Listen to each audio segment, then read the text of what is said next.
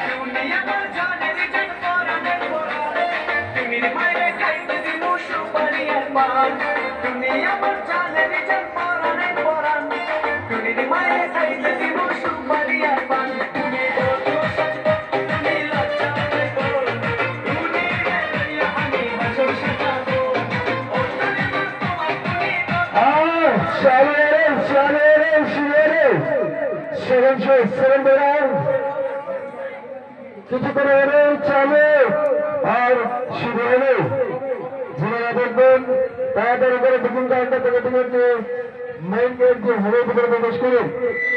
চলে চলে